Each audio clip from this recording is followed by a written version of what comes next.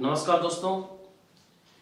India के सबसे बड़े ऑनलाइन प्लेटफॉर्म अनअकैडमी पर आप सभी का हार्दिक स्वागत और अभिनंदन।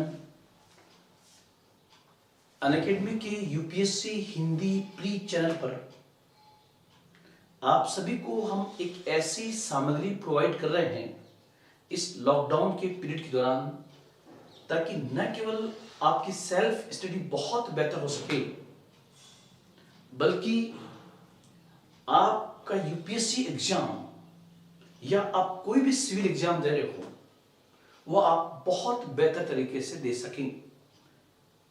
आपकी इस तैयारी में हमारी भूमिका को अहम बनाने का हम लगातार प्रयास कर रहे हैं, लेकिन उसकी शर्त केवल इतनी है कि आप हमारे क्लासेस जो चल रही है उसको लगातार देखें, उसका बेहतर तरीके से बार बार विश्लेषण करें, लिखने का प्रयास करें।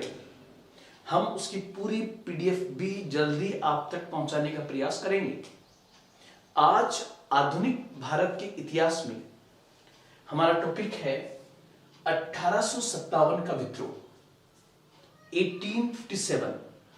और हमने इससे पहले भारत के गवर्नर जनरल लॉर्ड कैनिंग तक पढ़े थे, उसके बाद का टॉपिक है ये, और उसमें है 1857 का विद्रोह। दो पार्ट में हम पढ़ने का प्रयास करेंगे, पार्ट फर्स्ट और पार्ट सेकंड। आज जब हम 1857 का विद्रोह पढ़ने जा रहे हैं तो उसको इन पार्ट्स में डिवाइड करके हम इसको पढ़ने का प्रयास करेंगे, जिसमें सबसे पहले होगा इसकी भूमिका, फिर इसका नेचर कैसा था, स्वरूप, उसके बाद इसका तात्कालिक कारण क्या था कि ये विद्रोह क्यों हुआ, उसका इमीडिएट कॉज क्या था, उसके बाद इसका वास्तविक कारण, रियल कॉज इस विद्रोह के कारण क्या थे, और इस विद्रोह के ड्रॉबैक्स मतलब कमियां क्या थी, और विद्रोह का परिणाम क्या रहा। इतने भागों में डिवाइड करके हम देखेंगे।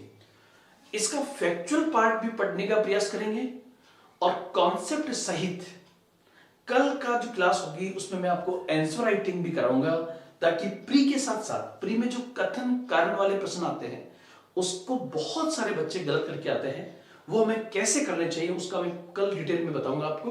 और हम मेंस का, क्योंकि केवल प्री को फोकस मत कीजिए, मेंस का डिटेल भी हम पढ़ने का प्रयास करेंगे। पहले आप एक बार इसका स्क्रीनशॉट लीजिए, स्क्रीनशॉट लीजिए। अब देखो, आप सबसे पहले कुछ चीजें जैसे भूमिका। अब भूमिका से पहले भूमिका एक दो लाइन की आपकी होगी। 1857 में उत्तर भारत में एक शक्तिशाली जन विद्रोह उठ खड़ा हुआ, जिसका नेतृत्व ईस्ट इंडिया कंपनी के सैनिकों ने किया था, परंतु धीरे धीरे उसमें समाज के कई वर्ग भी शामिल हो गए और इस विद्रोह ने लगभग 100 वर्ष पुरानी ईस्ट इंडिया कंपनी के शासन का अंत कर दिया और भारत में सीधा ब्रिटिश राज स्थापित कर दिया। इसी विद्रोह को इतिहास में 1857 का विद्रोह कहा जाता है, रिवोल्ट ऑफ 1857 कहा जाता है, जिसकी शुरुआत सैनिकों के द्वारा हुई, परंतु जल्द ही इसने लगभग समाज के कई वर्गों को अपने साथ ले लिया। ये तो आप इसकी भूमिका करोगे। उसके बाद कुछ ऐसे प्रश्न जो प्री के पॉइंट से बहुत बेसिक माने जाते हैं, लेकिन आपको उनके बारे में पता नहीं है। जैसे किसी ने पूछ ले 1857 के विद्रोह के समय ब्रिटिश प्रधानमंत्री कौन था, ब्रिटिश पीएम कौन था, तो उस समय पामस्टन जो था वो ब्रिटिश पीएम था। विद्रोह के समय भारत में गवर्नर जनरल कौन था, तो उत्तर होगा लॉर्ड कैनिंग। इस विद्रोह का प्रतीक या चिन्ह क्या था, तो कमल और रोटी, ये निशान थे जिसके माध्यम से विद्रोही एकजुट या डायरेक्शंस को समझते थे। विद्रोह के समय ईस्ट इंडिया कंपनी या उस समय की जो ब्रिटिश सरकार भारत में थी, ब्रिटिश ईस्ट इंडिया कंपनी की तरफ से, उसका सेनापति कौन था, तो उत्तर होगा कैम्पबेल। और विद्रोह के समय जो अंतिम मुगल बादशाह भी साबित हुआ, वो था बहादुर शाह जफर या बहादुर शाह सेकंड। इस विद्रोह की बगावत के बीज सबसे पहले कहां से उठे तो होगा बैरकपुर, पश्चिम बंगाल, जहां पर 34th इन्फेंट्री रुकी हुई थी। वहां पर एक सैनिक था मंगल पांडे, एक सैनिक था मंगल पांडे, जिसने अपने 2 अधिकारियों पर हमला किया था। वे 2 अधिकारी कौन थे? एक का नाम मैं बता रहा हूं, बाग, लेफ्टिनेंट बाग, और दूसरा कौन था उसका नाम आपको कमेंट बॉक्स में डालना है, ताकि मुझे इस बात का पता रहे कि आप में से कितने लोग मेरी क्लास को देख रहे हैं। और मैं प्रयास कर रहा हूं कि जो लोग हमारे वीडियोस को ज्यादा से ज्यादा कमेंट कर रहे हैं, शेयर कर रहे हैं, उनके पास सबसे पहले सामग्री पहुंचे। क्योंकि कुछ लोग देख रहे हैं लेकिन कमेंट नहीं कर रहे हैं, उनको क्लास बेहतर लग रही है लेकिन उस पर कमेंट नहीं आ रहा है। हमारी अनअकैडमी का ये प्लेटफॉर्म चाहता है कि आप कमेंट कीजिए, हम उसको और बेहतर करने का प्रयास करेंगे। आप विश्वास कीजिए, आप तक पीडीएफ भी पहुंचेंगे, लेकिन उससे पहले आपको भी हमारा बहुत बेहतर सहयोग करना होगा। और कोविड-19 का ये जो लॉकडाउन है, इसमें हम आप तक इतनी शानदार सामग्री, विश्लेषण और एनालिसिस प्रेजेंट करेंगे, जितना मैं दावे के साथ कह सकता हूं कि आपको ऑफलाइन क्लास में भी नहीं मिलेगा। क्योंकि हमें इस प्रकार से ट्रेन किया गया है कि सर, बच्चे को ऐसा महसूस होना चाहिए जैसे वो आपके पास क्लास में एकदम सामने बैठा हुआ हो। लेकिन हमारा एटीट्यूड और हमारा दृष्टिकोण इस प्रकार से है कि हम महसूस कर रहे हैं कि आप हमारे सामने बैठे हुए हो, लेकिन आप सामने बैठकर भी प्रतिक्रिया नहीं दे रहे हो। आप प्रतिक्रिया दीजिए, आप कमेंट कीजिए। आप जैसे कुछ लोगों ने क्वेश्चंस लिखे, मुझे पता है मैं उनका उत्तर जल्दी दूंगा जब मेंस के हम आंसर राइटिंग करेंगे। जैसे कल मैं कम से कम 3 से 4 क्वेश्चंस की आंसर राइटिंग करूंगा, तो आप निश्चिंत रहे, आप तो बेहतर तरीके से विश्लेषण करें। अभी बुक्स ना पढ़ करके अभी आप इसको पढ़िए, ये कई बुक्स से इकट्ठा की हुई सामग्री है। तो ये पॉइंट्स ध्यान रखेंगे। मंगल पांडे, उसके बाद में इस विद्रोह की शुरुआत जो है वो दिल्ली के पास मेरठ से होती है। दिल्ली के पास मेरठ से होती है, इसको हम देखने का पूरा प्रयास करेंगे। अब इसके आगे हम बढ़े और सबसे पहले देखें इसके स्वरूप को। ध्यान रखना, कोई भी विद्रोह हो, उस विद्रोह का नेचर जो है वो बेसिकली कारणों से बनता है। इसलिए बिना कारण पढ़े हम इसके नेचर को पकड़ नहीं पाएंगे। अब नेचर का मतलब क्या है कि इस विद्रोह के संबंध में अलग अलग इतिहासकारों ने अलग अलग टिप्पणी व्यक्त की है। वो प्री के पॉइंट से भी आ सकता है, जैसे किस इतिहासकार ने कहा कि 1857 का विद्रोह भारत का प्रथम स्वतंत्रता संग्राम था, तो उत्तर होगा वीडी सावरकर। तो ये भारत का प्रथम स्वतंत्रता संग्राम जो कहा, ये बेसिकली विद्रोह का क्या है? स्वरूप। किसी ने कहा ये न प्रथम था, न भारतीय था, न स्वतंत्रता संग्राम था, तो उत्तर होगा आरसी मजूमदार। ये तो एक राष्ट्रीय विद्रोह था, नेशनल रिवोल्ट था। Benjamin Disraeli. मतलब जैसे इस विद्रोह के संबंध में मैं कुछ पॉइंट्स लिख रहा हूं और फिर हम उसका बेहतर तरीके से एनालिसिस करेंगे कि वास्तव में क्या था। जैसे नंबर वन, भारत का प्रथम स्वतंत्रता संग्राम था। ये किसने कहा? तो ये कहा वीडी सावरकर ने। ये भारत का प्रथम स्वतंत्रता संग्राम था। दूसरा, सेकंड पॉइंट जो है, न प्रथम था, न भारतीय था और न स्वतंत्रता संग्राम था। ये किसने कहा? न स्वतंत्रता संग्राम था, तो उत्तर होगा आरसी मजूमदार। आरसी मजूमदार ने कहा कि न प्रथम था, न भारतीय था, न स्वतंत्र संग्राम था। तीसरा, ये बर्बरता और सभ्यता के मध्य संघर्ष था। ये बर्बरता और सभ्यता के मध्य संघर्ष था। बर्बरता और सभ्यता के मध्य संघर्ष था। ये हिंदू मुसलमानों का ईसाइयों के प्रति षड्यंत्र था। ये दोनों किसने कहा है, ये मैं आपको कल बताऊंगा, आपको कमेंट करना है। किसी ने कहा ये राष्ट्रीय विद्रोह था, ये राष्ट्रीय विद्रोह था। ये कहा है बेंजामिन डिज़रेली ने। तो आप लोग ध्यान रखना, स्वरूप से आपका क्वेश्चन बन सकता है कि विद्रोह का स्वरूप और इसके बारे में ऐसा किस इतिहासकार ने कहा था। ऐसा क्वेश्चन आपका बन सकता है। इसमें से दो मैंने नहीं बताए हैं, बाकी बता दिए। मैं आपको कल जब इसकी मेंस की आंसर राइटिंग कराऊंगा तब आपको बताऊंगा। और लिखना कल से सीखना शुरू होगा। कल की क्लास से राइटिंग स्किल्स कैसे सीखी जाती है वो हम कल से स्टार्ट कर देंगे, यहीं से करेंगे। जैसे भारत का प्रथम स्वतंत्रता संग्राम था तो कैसे प्रश्न हो सकता है, लेकिन यहां पर आप ही ध्यान रखें ये क्या कह रहा है स्वरूप के बारे में। और स्वरूप के बारे में ध्यान रखना, 1857 का विद्रोह एक ऐसा विद्रोह था जिसके बारे में इतिहासकारों ने अलग अलग टिप्पणियां की है।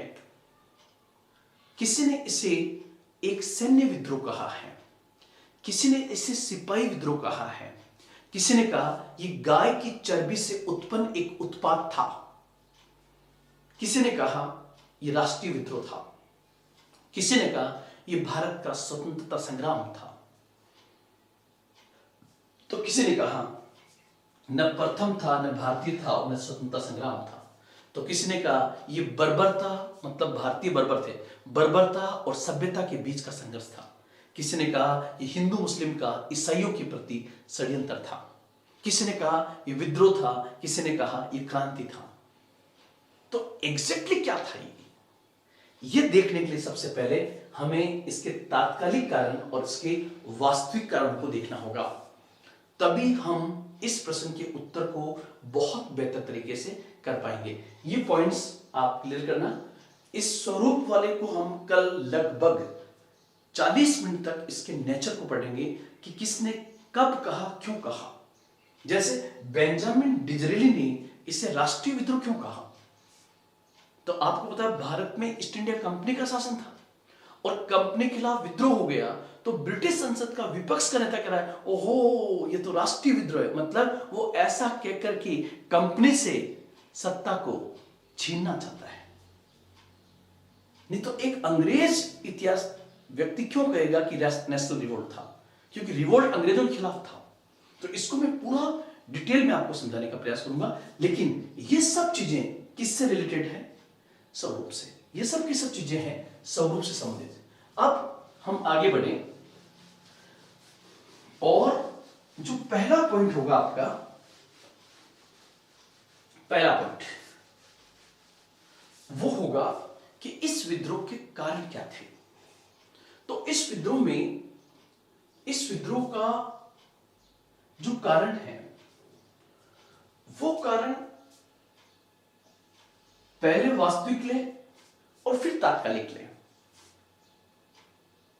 और वास्तविक का मतलब क्या होगा, वास्तविक कारणों का मतलब होगा कि 1757 में बंगाल से भारत में ईस्ट इंडिया कंपनी के शासन की शुरुआत हुई और 1857 तक पहुंचते पहुंचते उनका लगभग पूरे भारत पर नियंत्रण हो गया।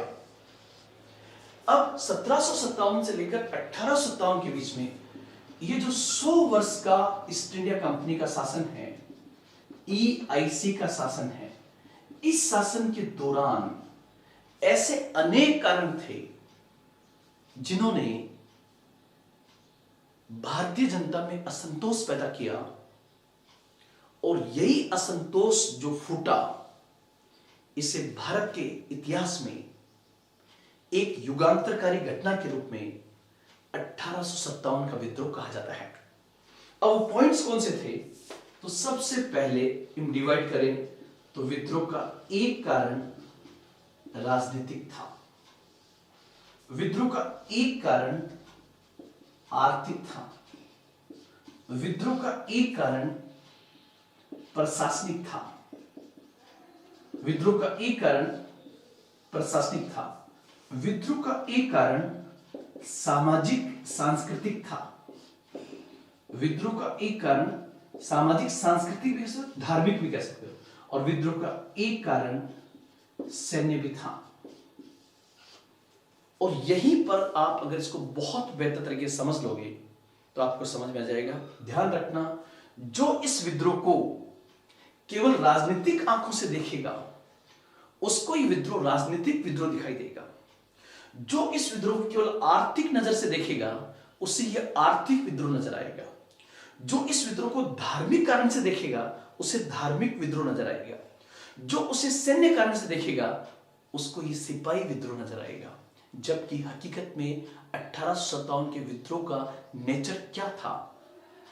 तो इसका उत्तर होगा 1857 का विद्रोह 1757 से लेकर 1857 तक की ईस्ट इंडिया कंपनी की भारत में अपनाई गई आर्थिक, राजनीतिक, सामाजिक, सांस्कृतिक और प्रशासनिक नीतियों के प्रति उपजा एक असंतोष था। अतः इस विद्रोह को इन समस्त कारणों के समुच्चय के रूप में देखा जाना चाहिए।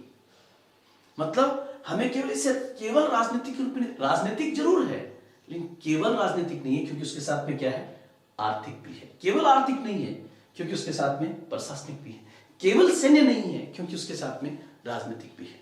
तो जब नेचर बनेगा, इसका स्वरूप जो बनेगा, वो स्वरूप निर्धारित करते समय अगर इतिहासकार इसको केवल राजनीतिक दृष्टिकोण से देख रहा है तो कहेगा ये भारत का प्रथम स्वतंत्रता संग्राम था। और अगर सैनिक कारण से देख रहा है तो कहेगा सैन्य विद्रोह था। सर हमें क्या मानना है?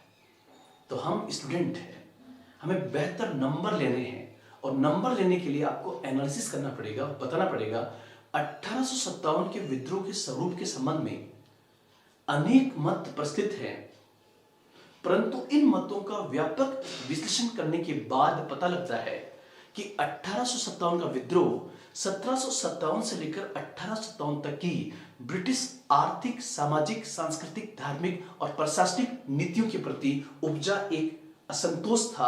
अतः इस विद्रोह को इन समस्त कारणों के स्वरूप के रूप में, इन समस्त कारणों के समुच्चय के रूप में देखा जाना चाहिए। इसका स्वरूप कैसा होगा? समस्त कारणों का समुच्चय। उसको मैं आपको बताऊंगा स्किल्स में कैसे लिखेंगे। लेकिन मैंने ये कहा कि तात्कालिक कारण से पहले में देखें कि ऐसे कौन से कारण थे। तात्कालिक कारण मतलब जैसे बारूद का ढेर है, ये बारूद का ढेर है और बारूद का ढेर इकट्ठा हो चुका है और उसमें माचिस की एक तीली लगी और विस्फोट हो गया। तो जो माचिस की तीली है वो तो तात्कालिक कारण है।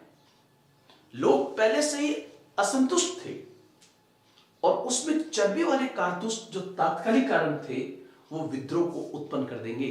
लेकिन मैं कहना चाह रहा हूं कि चर्बी वाले कारतूस नहीं भी होते, चर्बी वाले कारतूसों की घटना नहीं भी होती, तब भी 1857 का विद्रोह होता। एक साइड में भूल जाऊं आपको बताना कि कुछ कहते हैं कि विद्रोह था, कुछ कहते हैं क्रांति था। इसको लेकर भी काफी उलझने हैं। क्रांति उसको कहते हैं जो संपूर्ण परिवर्तन को लेकर आती है, लेकिन यहां संपूर्ण परिवर्तन नहीं हुआ क्योंकि भारत में ब्रिटिश ईस्ट इंडिया कंपनी के शासन का अंत हुआ, लेकिन ब्रिटिश शासन का अंत नहीं हुआ। सत्ता परिवर्तित हुई, रही सत्ता अंग्रेजों के हाथों में ही, इसलिए इसे क्रांति के रूप में देखना अतिशयोक्तिपूर्ण होगा। उसको भी हम समझेंगे कि कैसे अतिशयोक्तिपूर्ण होगा। अब सबसे पहले हम देखें कि इसके जो वास्तविक कारण हैं, उन वास्तविक कारणों में 1857 के विद्रोह के पीछे ऐसे कौन से राजनीतिक कारण थे जिन्होंने इस विद्रोह को कर दिया या इस विद्रोह को घटित करने में अहम भूमिका अदा कर दी।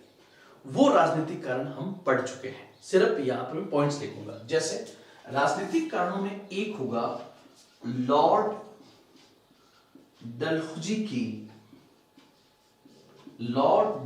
की हड़प नीति,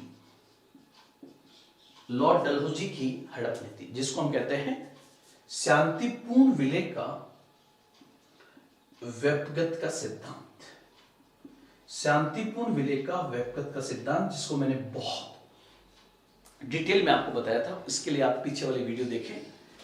लॉर्ड डलहौजी, जिसका कार्यकाल 1848 से 1856 तक था, उसे दिशा निर्देश मिले थे कि एक एकीकृत बाजार का निर्माण किया जाए, जिसकी प्रक्रिया पहले से चल रही थी।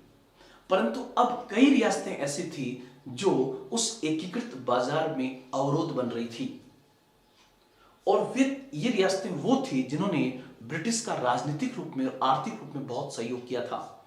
लेकिन चूंकि वो अब उनके एकीकृत बाजार में खटक रही थी, इसलिए लॉर्ड डलहौजी ने ये नियम प्रस्तुत किया कि वे ब्रिटिश सुरक्षा प्राप्त रियासतें जिनके अपना खुद का स्वाभाविक पुत्र नहीं है, उस राजा की मृत्यु के बाद उसके राज्य को उसके दत्तक पुत्र को नहीं सौंपा जाएगा और उसका विलय ब्रिटिश भारत में कर दिया जाएगा। और इस प्रकार कई रियासतों का विलय इसी के अंतर्गत कर दिया गया। जैसे हम पढ़ते हैं, झांसी का विलय ब्रिटिश भारत में कर दिया, और यही कारण है कि झांसी की रानी लक्ष्मीबाई इस बात से असंतुष्ट होकर वो भी विद्रोह में कूद पड़ेगी। तो यहां पर पहला कारण होगा राजनीतिक, और राजनीतिक में पहला कारण होगा लॉर्ड डलहौजी की हड़प नीति। ये क्या थी, इसका मैंने डिटेल में आपको पीछे वाले वीडियो में बता दिया है, आप पीछे जाके देखें उसको। नंबर 1। नंबर 2, जब लॉर्ड डलहौजी अवध, जो उस समय का सबसे बड़ा बाजार था, उसका विलय इस सिद्धांत के तहत जब नहीं कर सका, तो उसने बहाना बनाया कि अवध में कुप्रशासन है, और अवध में कुप्रशासन का आरोप लगाकर उसने 1856 में अवध का विलय ब्रिटिश साम्राज्य में कर दिया। इससे अवध के लोग नाराज हुए, इसलिए अवध के लोगों ने 1857 के विद्रोह में व्यापक स्तर पर भागीदारी की। अवध का अंतिम नवाब था वाजिद अली शाह। जब कुप्रशासन का आरोप लगाकर अवध को छीन लिया गया, तब वाजिद अली शाह की पत्नी बेगम हजरत महल ने 1857 के विद्रोह में भाग लिया था। हालांकि अंत में उसे भागकर नेपाल भागना पड़ा। तो दूसरा कारण, राजनीतिक में ही दूसरा कारण होगा अवध का विलय। और ध्यान रखना, ब्रिटिश ईस्ट इंडिया कंपनी जो थी, उसके पास उस समय लगभग 3,11,000 सैनिक थे। ईस्ट इंडिया कंपनी के पास उन 3,11,000 सैनिकों में हजारों की संख्या में सैनिक केवल अवध से थे। जैसे मंगल पांडे अवध से थे, और उन सैनिकों को लगा कि अब अवध का भी वही हश्र होगा जो बंगाल का हुआ। उनको इस बात का पता था बंगाल में रहते हुए कि ईस्ट इंडिया कंपनी ने बंगाल को किस प्रकार से तहस नहस कर दिया, किस प्रकार से बंगाल के किसानों को लूटा है, किस प्रकार से बंगाल की जमीन का दोहन किया है। इस बात का पता ईस्ट इंडिया कंपनी के सैनिकों को था, और ये अधिकांश सैनिक अवध से थे। इसलिए कहते हैं मंगल पांडे एक वर्दीधारी किसान था। मतलब उसने वर्दी जरूर पहन रखी है, लेकिन आत्मा से और संस्कृति से वो किसान है, और उसे ऐसा महसूस हो गया कि अब मेरे अवध का भी वही हाल होगा जो बंगाल का हुआ है। तीसरा पॉइंट ध्यान रखना, कई राजाओं की पेंशन को बंद कर दिया गया। कई राजाओं की पेंशन को बंद कर दिया गया, कईयों से उपाधियां छीन ली गई। जिनकी पेंशन बंद की गई और जिनकी उपाधियां छीनी गई, वे सब के सब ब्रिटिश ईस्ट इंडिया कंपनी के दुश्मन बन गए। जैसे मैं आपको बताऊं, अंतिम मराठा पेशवा था बाजीराव सेकंड। उस बाजीराव सेकंड के खुद का बेटा नहीं था, और बाजीराव सेकंड खुद एक अंग्रेजों का पेंशनर बन गया था पूना संधि के तहत, और उसे कानपुर के पास बिठूर नामक जगह पर रखा गया था। इसलिए कानपुर से विद्रोह करेगा नाना साहब। क्यों करेगा? क्योंकि बाजीराव सेकंड के बाद उसके दत्तक बेटे नाना साहब अर्थात धोंदू पंत कि जब पेंशन को रोका गया तो नाना साहब ने 1857 में विद्रोह कर दिया। ध्यान रखना, यहां पर राष्ट्र की आवाज नहीं है, यहां पर हर एक का अपना अपना कोई ना कोई हित है, और यह हित ही इस विद्रोह को स्वतंत्रता संग्राम कहने से रोकता है। उसका हम बहुत बेहतर एनालिसिस करेंगे कि स्वतंत्रता संग्राम है तो कैसे है और नहीं है तो कैसे है। उसका एनालिसिस कल हम बहुत बेहतर तरीके से करेंगे। अब पहला लॉर्ड डलहौजी की हड़प नीति, दूसरा अवध का विलय कुप्रशासन के आधार पर करना, और ईस्ट इंडिया कंपनी की सेना में अधिकांश सैनिक अवध से थे और वो वर्दीधारी किसान था।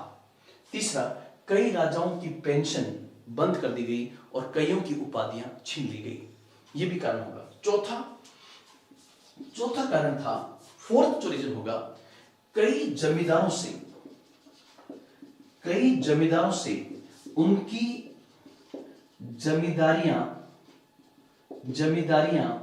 छीन ली गई। इसका मतलब क्या होगा? मैंने एक टॉपिक आपको पढ़ाया था, लॉर्ड कॉर्नवालिस एवं स्थायी बंदोबस्त। स्थायी बंदोबस्त के तहत बंगाल की जमीन का स्वामी एक ही झटके में जमींदारों को बना दिया गया था और उनके साथ एक बंदोबस्त किया गया था जिसे स्थायी बंदोबस्त कहा जाता है। उस स्थायी बंदोबस्त के तहत एक निश्चित क्षेत्र की जमीन का मालिक जमींदार को बना दिया गया, लेकिन शर्त केवल इतनी थी कि वह निश्चित समय पर, जिसको हम कहते हैं सूर्यास्त का नियम, निश्चित तिथि को सूर्यास्त से पहले उसे राजस्व जमा कराना होता था। परंतु जिन क्षेत्रों के लोग या जिन क्षेत्रों के जमींदार ये राजस्व जमा नहीं करा पाए, उनकी जमींदारियां छीन ली गई और वही जमींदार ईस्ट इंडिया कंपनी के सबसे बड़े दुश्मन बन गए। तो ये भी आपका होगा जमींदार। एक पांचवा होगा, लॉर्ड कैनिंग जो था, उस लॉर्ड कैनिंग ने ये कह दिया था, क्या कहा लॉर्ड कैनिंग ने? लॉर्ड कैनिंग ने कहा था कि बहादुर शाह के बाद मुगल बादशाह का पद नहीं होगा, एवं लाल किले से रवानगी की बात भी कर दी गई थी। इसके कारण जो मुगल समर्थक थे वो नाराज हो गए, और ये सब इन सब लोगों ने, जैसे बख्त खां, सैयद खान, खान बहादुर, ये मुगल समर्थक थे और ये 1857 के विद्रोह में भाग लेते हैं। उसके बारे में मैं आपको डिटेल में समझाऊंगा कल। तो ये पहला कारण होगा कौन सा? राजनीतिक। और राजनीतिक के जितने पॉइंट हैं उसको डिटेल में हमने पहले वाली वीडियोस में पढ़ लिया है, तो ये आप पॉइंट ध्यान रखना। उसके बाद जो दूसरा कारण होगा, सेकंड कोज जो होगा, वो होगा आर्थिक कारण। ध्यान रखना, अंग्रेजों ने अगर सबसे ज्यादा हमारा जो शोषण किया वो आर्थिक आधार पर किया। पीठ पर लात तो व्यक्ति फिर भी सहन कर लेता है, लेकिन जब पेट पर लात लगती है तो उसको अधिक समय तक सहन नहीं कर सकता। ये तो हम भारतीय थे जिन्होंने 100 साल तक सहन किया। आप देखिए 1757 से 1857 अवधि कितनी हुई? 100 वर्ष। आप हमारे पेशेंस को चेक कीजिए, हमारे बुजुर्ग कितने धैर्यवान थे कि वो 100 साल तक आर्थिक शोषण करवाते रहे, इकोनॉमिक एक्सप्लोइटेशन। और आपको पता होगा कि मैंने आर्थिक शोषण का ये पूरा चैप्टर 3 चरणों के माध्यम से बताया था: वाणिज्यवाद, मुक्त व्यापारिक पूंजीवाद और वित्तीय पूंजीवाद, जो पूरी मॉडर्न हिस्ट्री का कॉन्सेप्ट है। उसके लिए आप वो वीडियो देखें। यहां पर सिर्फ मैं इतना बताऊंगा कि अंग्रेजों ने नंबर 1 वे लगातार भारत का राजस्व लेते रहे और भारत का राजस्व भारत की बाहर जाता रहा। इससे भारतीय धन का निष्कासन हुआ, जिसे ड्रेन वेल्थ कहा जाता है, और इससे भारत में गरीबी एवं बेरोजगारी बढ़ी। गरीबी एवं बेरोजगारी बढ़ी।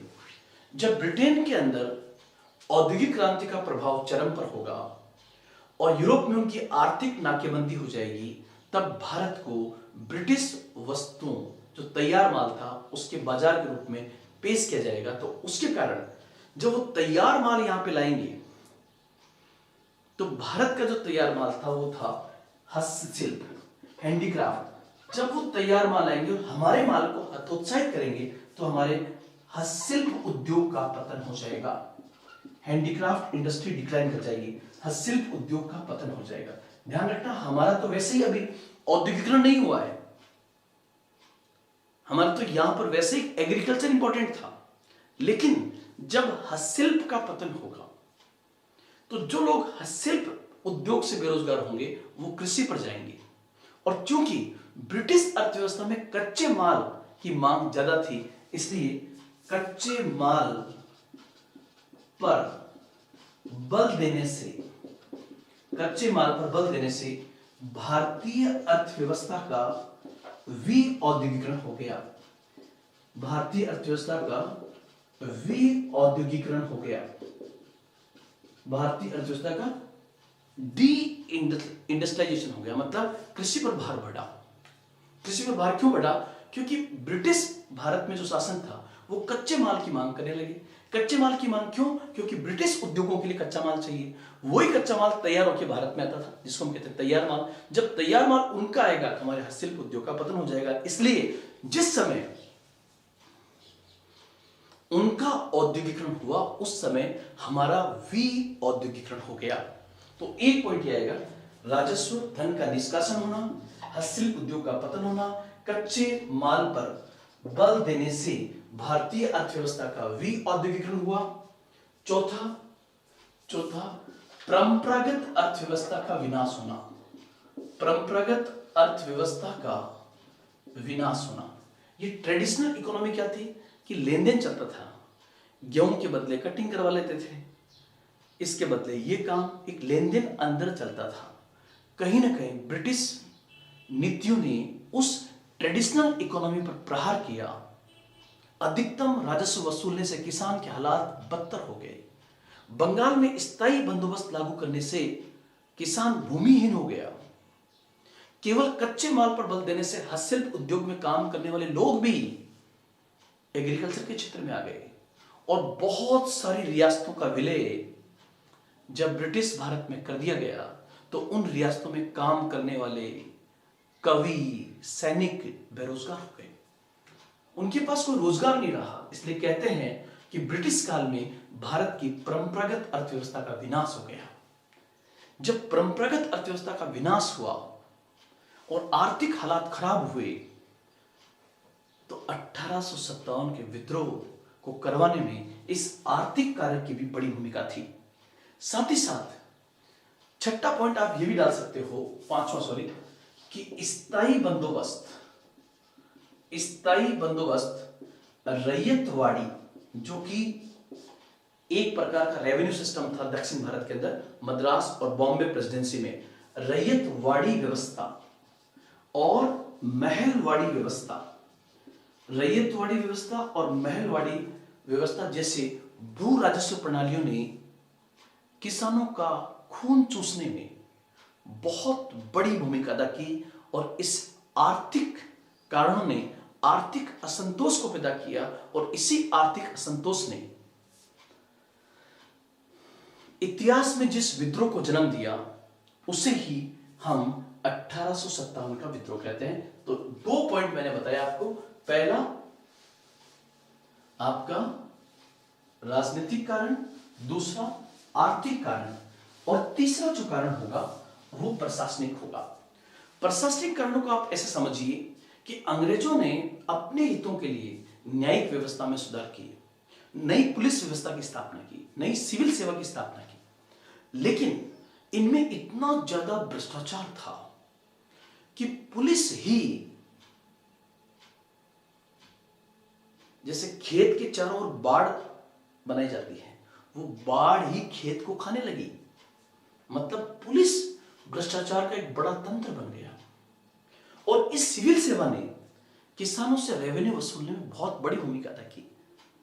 साथ ही साथ जो आधुनिक कदम उठाए हैं, जैसे रेलवे की स्थापना, निश्चित रूप से हमें एक परिवहन का साधन प्राप्त हुआ, लेकिन इसी रेलवे ने भारत से कच्चा माल को ले जाने और तैयार माल को लाने और सैनिकों की आवाजाही को बढ़ाने में अहम भूमिका अदा करके हमारे शोषण की गति को कई गुना तेज कर दिया। तो ये पॉइंट भी आप ध्यान रखोगे। उसके बाद सामाजिक सांस्कृतिक कारण। सामाजिक सांस्कृतिक कारण क्या था कि ब्रिटिश ने भारत में शासन करते हुए कई सामाजिक सुधार किए। और मैंने पूरा बताया था आपको कि उन्होंने सोशल रिफॉर्म्स क्यों किए। जैसे सती प्रथा को गैर कानूनी घोषित कर दिया गया, विधवा पुनर्विवाह अधिनियम पास कर दिया गया, एज ऑफ कंसेंट 1860 में पास किया गया, कन्या हत्या को रोकने का प्रयास किया गया, सती प्रथा को गैर कानूनी घोषित कर दिया गया। जब ये परंपराओं पर गैर कानूनी घोषित किया गया तो निश्चित रूप से आज की तारीख में हम उनका स्वागत करते हैं। लेकिन उस समय का जो रूढ़िवादी समाज था, जैसे मान लीजिए आज की तारीख में भी लव मैरिज करना कानूनी रूप से सही है, लेकिन क्या हमारा परंपरावादी समाज आज भी इसकी अनुमति देता है? नहीं। और आपको पता है भारत का सुप्रीम कोर्ट दिल्ली में और दिल्ली के नाक के नीचे दिल्ली और हरियाणा में ऑनर किलिंग की सबसे ज्यादा घटनाएं होती है। इसका मतलब वहां का परंपरागत समाज आज भी इसको स्वीकार नहीं कर रहा है। अभी हाल ही में 1-1.5 साल पहले हमारे सुप्रीम कोर्ट ने होमोसेक्सुअल मैरिज को अनुमति प्रदान कर दी है। तो क्या हमारा समाज उसे स्वीकार कर सकता है? नहीं। अभी वक्त लगेगा, क्योंकि समाज में कई चीजें व्यवहारिक स्तर पर लागू करने में समय लगता है। तो इसी प्रकार जब समाज में बहुत सारे जो रिफॉर्म्स किए गए, तो उस समय का जो परंपरागत रूढ़िवादी समाज था वो अंग्रेजों के इन सुधारों से नाराज हो गया। और जब वो समाज नाराज हुआ तो उसने इस विद्रोह में हिस्सा लिया और उसी को कहते हैं 1857 का विद्रोह। तो पहला राजनीतिक, दूसरा आर्थिक, तीसरा प्रशासनिक, सामाजिक सांस्कृतिक में आप ये भी जोड़ सकते हो। जैसे धार्मिक प्रतीकों पर भी हमला किया गया था, दाढ़ी पर, ये सब तिलक लगाने पर, पगड़ी बांधने पर, इस पर भी ये भी एक प्रकार का धार्मिक सांस्कृतिक हमला था। और एक पॉइंट ये भी ला सकते हो कि भारत में ब्रिटिश संसद ने ईसाई मिशनरियों को लीगली अलाउ करके धर्म परिवर्तन को लीगली स्वीकार कर लिया था। जब बड़ी संख्या में लोग हिंदू धर्म से दूसरे धर्मों में परिवर्तित हो रहे थे, तो ये भी हमारे धर्म पर एक प्रकार का आघात था। इस कारण भी 1857 का विद्रोह हुआ। तो ये पॉइंट्स आपके आएंगे। एक हम पढ़ेंगे सैन्य कारण, कि इस विद्रोह का सैन्य कारण क्या था।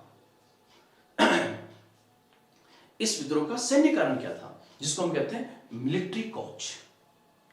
तो इस विद्रोह का सैन्य कारण में एक तो आप पहला पॉइंट ध्यान रखना कि सैनिक जो था, सैनिक कारण ध्यान रखना, सैनिक एक वर्दीधारी किसान था। वर्दीधारी किसान था मतलब उसने भले ही सेना की ड्रेस पहन रखी हो, लेकिन अंतरात्मा से किसान था, किसान परिवार से था। इसलिए जब उसकी रियासत में किसानों पर अत्याचार होने लगे, भू राजस्व बहुत अधिक लिया जाने लगा, तो वो भी आहत था। पहला पॉइंट। दूसरा, इन सैनिकों के साथ बहुत बड़े स्तर पर नस्लीय भेदभाव होता था। आप देखिए, आपको शायद अचंभा होगा कि ब्रिटिश ईस्ट इंडिया कंपनी, जिसने 1757 से 1857 तक लगभग 100 साल तक भारत पर शासन किया, 1857 के विद्रोह के समय इस कंपनी के पास मतलब EIC की जो सेना थी, इस ईस्ट इंडिया कंपनी की जो सेना थी, उसमें सैनिकों की संख्या थी 3,11,400 के आसपास। मुझे एग्जैक्टली फिगर याद नहीं, न पूछा जाएगा। 3,11,400 सैनिक थे। और आपको बताऊं, ये बहुत बड़ी सेना है। आज यूरोप के अच्छे से अच्छे देश के पास इतनी बड़ी सेना नहीं है जो कि एक कंपनी के पास में थी। और यहां इससे भी ज्यादा अचंभा करने वाला जो बिंदु है वो क्या है कि इस 3,11,000 सैनिकों में 2,65,900 सैनिक भारतीय थे। वापस रिपीट कर रहा हूं, कुल ईस्ट इंडिया कंपनी के पास सैनिक थे 3,11,400 और इसमें से 2,65,000 सैनिक भारतीय थे। मतलब जो यूरोपियंस थे उनकी संख्या 45,000 के आसपास ही थी। इसका अर्थ यह हुआ कि अंग्रेजों ने भारत को जीता भारतीयों के माध्यम से। और 1857 का जो विद्रोह हुआ, उस विद्रोह को जल्दी कुचल दिया गया। मतलब कंपनी में जितने लोगों ने विद्रोह किया उससे ज्यादा लोग कंपनी का साथ देने वाले थे और वो भारतीय थे, क्योंकि वो नमक हरामी नहीं कर सकते थे और राष्ट्र की संकल्पना उस समय थी नहीं।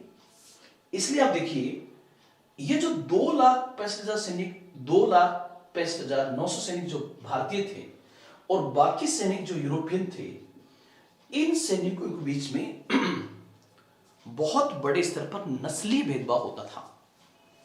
और नस्लीय भेदभाव का मतलब काले गोरे का भेद, जिसमें ईस्ट इंडिया कंपनी के जो बड़े रैंकर्स थे सेना के अंदर, बड़े पद, वो सब के सब बड़े बड़े पद यूरोपियंस के पास में थे, अंग्रेजों के पास में थे। भारतीय अधिकतर सैनिक थे। और अगर कोई भारतीय कोई बड़े पद तक पहुंचता था तो रिटायरमेंट तक, वो सूबेदार तक पहुंच पाता था, उसको उस पद तक पर भी पहुंचने से रोका जाता था। इसका मतलब उनके साथ भेदभाव होता था।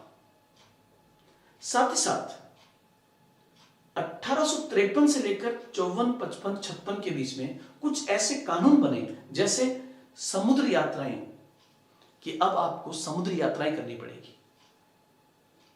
उनके धार्मिक प्रतीक जो थे उनको लीगली स्वीकार नहीं किया गया। और सबसे बड़ी घटना क्या थी? चर्बी वाले कारतूस, जिसको मैं समझाऊंगा। तो ये सब के सब आएंगे सैन्य कारण के अंदर।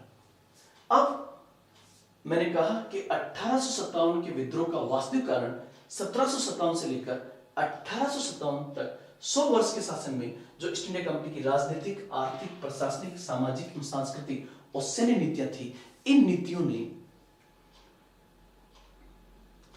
तत्कालीन भारतीय जनता में एक ऐसा असंतोष पैदा किया कि बारूद का ढेर इकट्ठा हो चुका था। सिर्फ एक चिंगारी की आवश्यकता थी और वो चिंगारी का काम किया उस तात्कालिक कारण ने। और वो तात्कालिक कारण था चर्बी वाले कारतूस। अभी तात्कालिक कारण क्या था, तो इसको थोड़ा समझ लेते हैं। तात्कालिक कारण क्या था? तात्कालिक कारण में सबसे पहले आप देखना कि 1850 के दशक में, मतलब विद्रोह से कुछ समय पहले ही, ईस्ट इंडिया कंपनी ने अपनी सेना के सैनिकों को परंपरागत राइफल्स के स्थान पर एक नई एनफील्ड राइफल दी।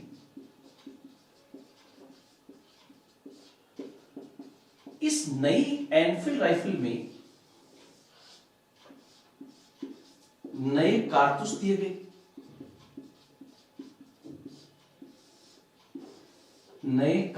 गए, और जो कारतूस दिए गए उनको राइफल में लोडिंग करने से पहले उनके ऊपर एक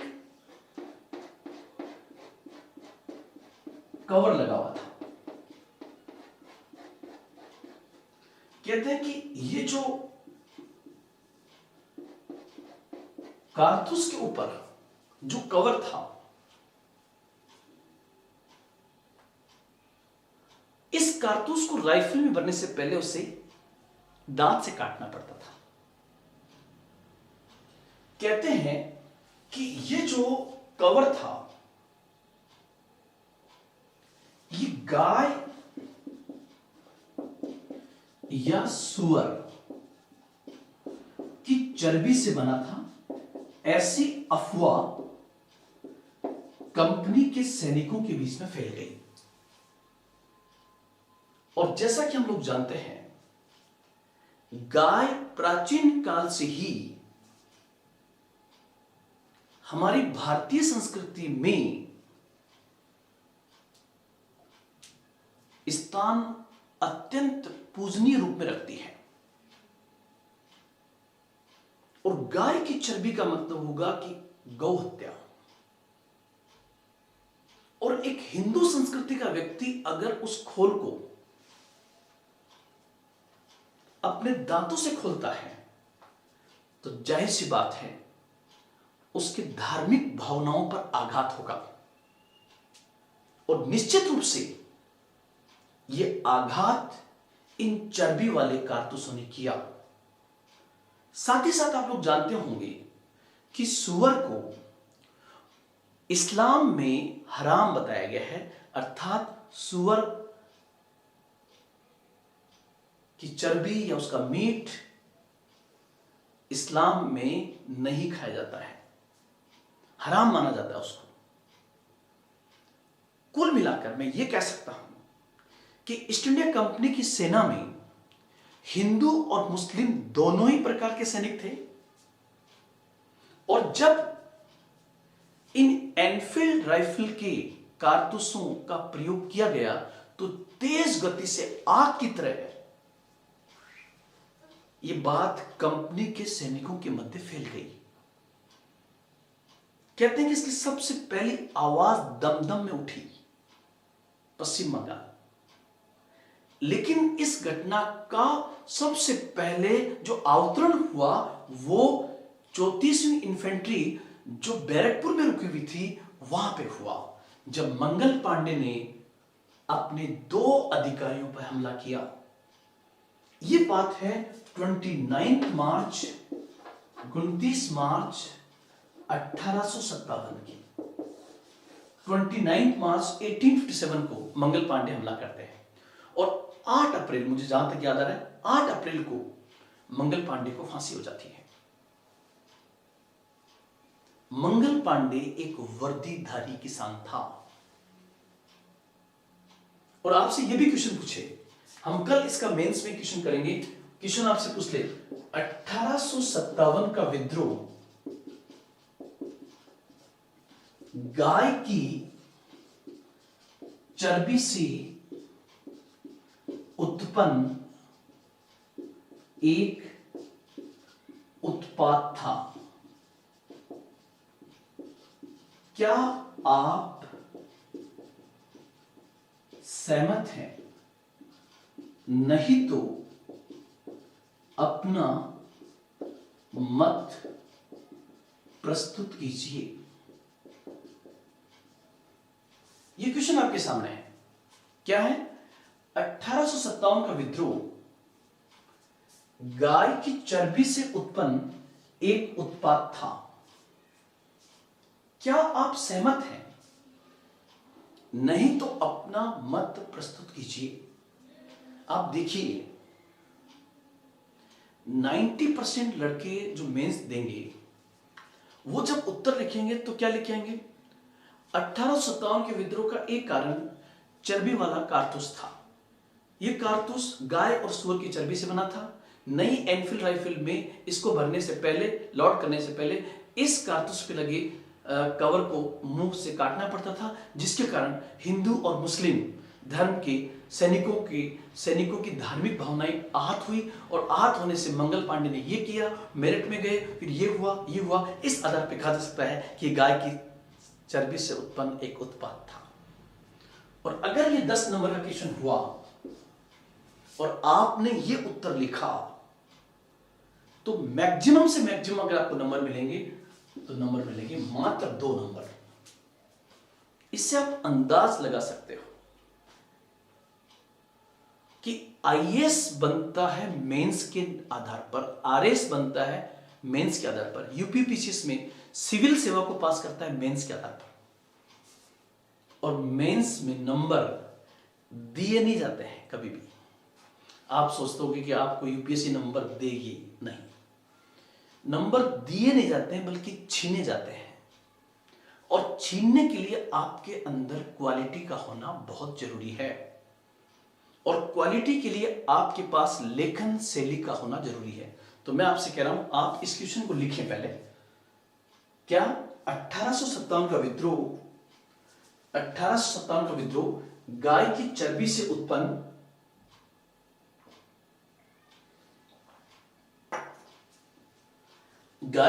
से उत्पन्न एक उत्पाद था? क्या आप सहमत हैं? नहीं तो अपना मत प्रस्तुत कीजिए। मैंने आंसर राइटिंग लिखते समय समझाया आपको कि कभी भी आप इस साइड से मत देखिए। ये तुम्हें पता लग गया कि ये 1857 को पूछ रहा है। और एक चीज और बताऊं, इतिहास का विषय, इतिहास का छात्र अगर एमए हिस्ट्री किया हुआ है तो मुझे लगता है कि वहां से सही उत्तर आने की संभावना कम होगी, और कोई आईआईटीएन या डॉक्टर या तकनीकी फील्ड वाला ज्यादा बेहतर लिखेगा। क्यों लिखेगा? क्योंकि आर्ट्स वाले के पास थोड़ी दिक्कत है। दिक्कत यह है कि उसे 1857 का विद्रोह कम नहीं आता, बहुत आता है। जब बहुत आता है तो क्या छोड़े और क्या लिखे, ये उसके सामने समस्या होगी। और तकनीकी वाले को इस बात का पता होगा कि सबसे पहले हमें यह ढूंढना है कि पूछ क्या रहा है। ये इस विद्रोह का भूमिका पूछ रहा है, स्वरूप पूछ रहा है, तात्कालिक कारण पूछ रहा है, वास्तविक कारण पूछ रहा है, कमियां पूछ रहा है, या परिणाम पूछ रहा है। तो उत्तर होगा ये इस विद्रोह का क्या पूछ रहा है, स्वरूप पूछ रहा है। और देखिए आप यहां लिखा हुआ है, क्या आप सहमत हैं? नहीं तो मतलब सहमत नहीं होना है, नहीं तो अपना मत प्रस्तुत कीजिए। तो जाहिर सी बात है हमें इसे इस रूप में नहीं लिखना है। तो स्टार्ट कैसे करेंगे? देखो मेरी बात को ध्यान से सुना। स्टार्ट कैसे करेंगे? स्टार्ट होगा 1857 का विद्रोह, और स्टार्टिंग में हम ध्यान रखेंगे इसके 3 पैरा बनाएंगे। 1 जिसमें भूमिका, 2 जिसमें पूरा उत्तर आएगा, तीसरा निष्कर्ष होगा। 3 पार्ट में इसका उत्तर आएगा। अब जो इसकी भूमिका बनेगी, उस भूमिका में यह बताना जरूरी है कि यह क्वेश्चन किस पर पूछ रहा है। तो उत्तर होगा स्वरूप। कैसे लिखेंगे? 1857, पहले मैं स्टार्टिंग कर रहा हूं यहां से। 1857 का विद्रोह जो आधुनिक भारत के इतिहास की एक युगांतरकारी घटना मानी जाती है, कि स्वरूप के संबंध में एक मत यह भी है, परंतु इस मत को स्वीकार करना कठिन है। यह सत्य है कि 1857 के विद्रोह का तात्कालिक कारण चर्बी वाले कारतूस थे। इन कारतूसों ने सैनिकों की धार्मिक भावनाओं को आहत किया, जिसके कारण कंपनी की सेना के नेतृत्व में यह विद्रोह उत्पन्न हो गया। इस आधार पर कुछ इतिहासकारों ने इसे गाय की चर्बी से उत्पन्न उत्पात माना है। पैरा चेंज करेंगे। परंतु सूक्ष्म दृष्टि से विश्लेषण किया जाए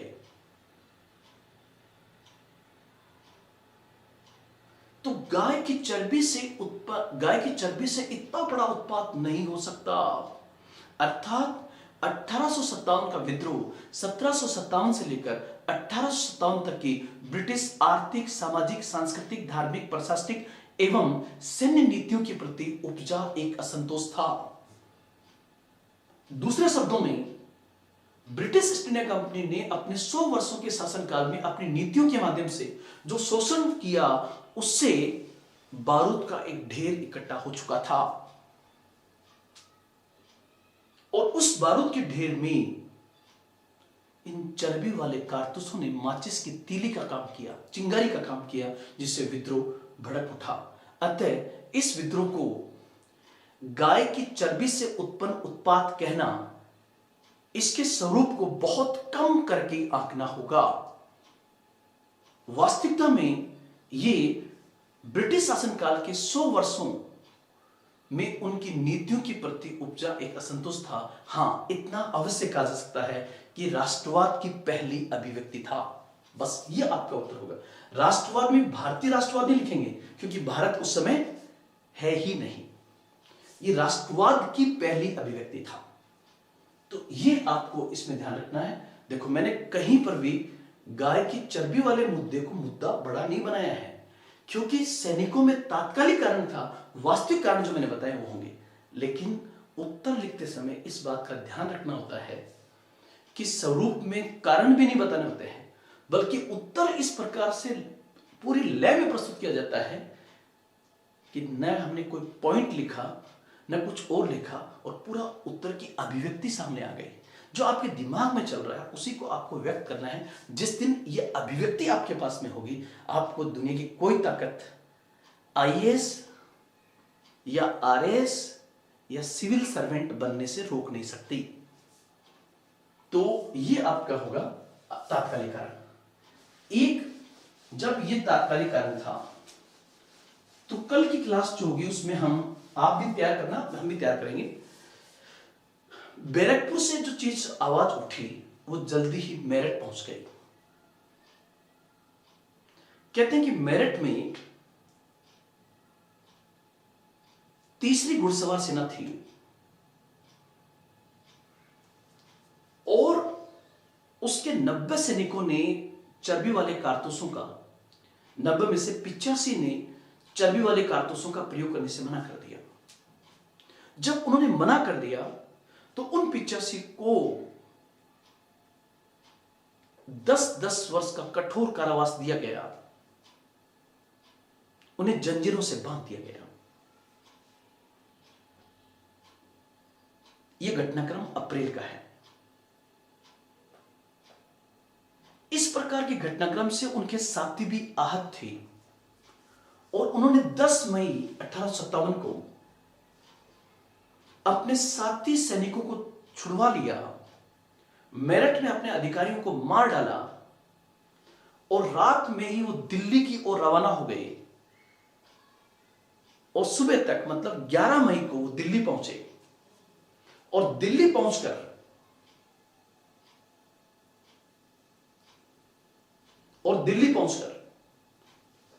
क्योंकि उनके पास कोई टारगेटेड जगह नहीं थी कहां जाएं,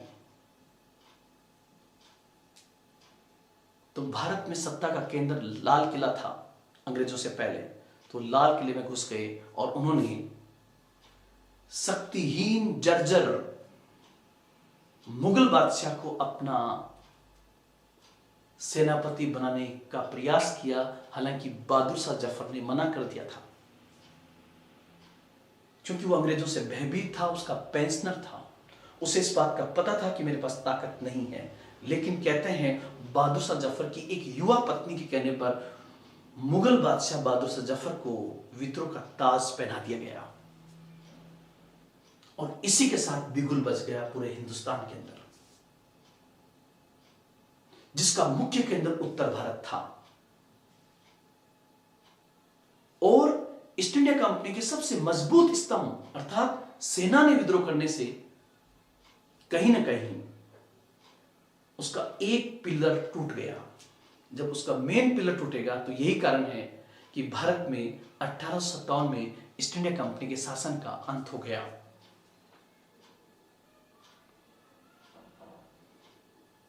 अब एक पॉइंट हम और देखें, कल हम देखेंगे इसका विस्तार कहां कहां पे हुआ। उससे पहले मैं 1857 के विद्रोह की कुछ कमियों के बारे में आपके सामने विश्लेषण करूं कि इस विद्रोह की कमियां क्या थी, इसके ड्रॉबैक्स क्या थे, इसकी कमियां, ये पूरा एक साथ आप देखोगे। और इस विद्रोह की कमियां क्या थी, तो विद्रोह की पहली कमी जो है वो था इस विद्रोह के पास केंद्रीय नेतृत्व का अभाव। मतलब 1857 के विद्रोहियों के पास सेंट्रल लीडरशिप नहीं थी, केंद्रीय नेतृत्व का अभाव था। कोई ऐसी एक लीडरशिप नहीं थी जिसके आह्वान पर ये सब एकजुट हो सके। पहला पॉइंट। दूसरा इनके पास आधुनिक हथियारों का न होना, जबकि ब्रिटिश के पास एक से एक हथियार थे। तीसरा दक्षिण भारत, पश्चिम भारत एवं पूर्वी भारत में ये फैल ही नहीं सका। मतलब अगर हम पश्चिम और पूर्व के कुछ हिस्सों को छोड़ दें तो ये फैला ही नहीं। अर्थात इस विद्रोह का मुख्य केंद्र केवल उत्तर भारत रहा। अगर दक्षिण भारत, पश्चिम भारत, पूर्वी भारत मिल जाते तो शायद स्थितियां कुछ अलग होती। और चौथा कारण होगा समाज की युवा पढ़े लिखे वर्ग ने इस विद्रोह का साथ नहीं दिया, क्योंकि उनका मानना था कि अंग्रेज जो रिफॉर्म्स कर रहे हैं वो सही है, लेकिन शायद वो भी शिक्षित होकर भी अशिक्षित थे, क्योंकि वो पहचान नहीं पाए कि जो सुधार कर रहे हैं उसके बदले भारत से कितना वसूला गया। उसके बाद एक पॉइंट पांचवा आपका होगा, और वो था बड़े बड़े जमींदारों एवं राजाओं ने, राजा कौन से, जो रियासतों के थे, राजाओं ने इस विद्रोह का साथ नहीं दिया। क्यों नहीं दिया? क्योंकि बड़े बड़े जमींदार स्थायी बंदोबस्त के तहत ईस्ट इंडिया कंपनी के साथ जुड़े हुए थे। अगर ईस्ट इंडिया कंपनी या ब्रिटिश शासन समाप्त होता तो उनके हित मारे जाते, और उन्हें रेवेन्यू चूंकि मिल रहा था, रेवेन्यू का हिस्सा उनको मिल रहा था। इसलिए लॉर्ड कैनिंग खुद कहता है, लॉर्ड कैनिंग अपने समर्थक जमींदारों और राजाओं को एक साथ लपेटते हुए क्या कहता है कि यदि ये बांध नहीं होते, ये डैम नहीं होते, तो ये तूफान हमें उड़ा कर ले जाता। वो डैम या बांध किसको कहता है? बड़े बड़े जमींदारों और राजाओं को, जिन्होंने ईस्ट इंडिया कंपनी का साथ दिया था। और एक सबसे बड़ी कमी जो मुझे लगती है वो थी कि इन्होंने विद्रोह तो किया, लेकिन विद्रोहियों के अलग अलग हित हैं। लक्ष्मीबाई का झांसी, नाना साहब की पेंशन, बेगम हजरत महल का अवध, मतलब कहीं ना कहीं कोई ना कोई हित है। जब कोई ना कोई हित है, और जो सैनिक भी थे उन्हें इस बात का पता नहीं था कि हमें ईस्ट इंडिया कंपनी के बाद क्या करना है।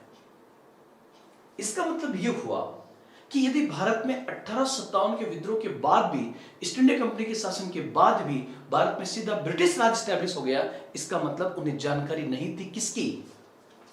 औपनिवेशिक शासन की समझ का अभाव था कि औपनिवेशिक शासन क्या होता है। उस औपनिवेशिक शासन की समझ का अभाव था, तो ये भी एक कारण होगा। तो ये विद्रोह की कमियां थी। कल हम पढ़ेंगे इस विद्रोह का स्वरूप, इसके मुख्य केंद्र और इसके परिणाम क्या हुए। कल हम लगभग आधे घंटे तक मैं आपको एक एक कथन कारण वाले क्वेश्चन समझाने का प्रयास करूंगा कि वहां से प्रश्न कैसे बन सकते हैं, मेंस में आते तो कैसे बनते हैं, मेंस में जो क्वेश्चन आएंगे वो आपके प्री में भी आपका सहयोग करेंगे। तो दोस्तों आज इतना ही। जय हिंद, जय भारत।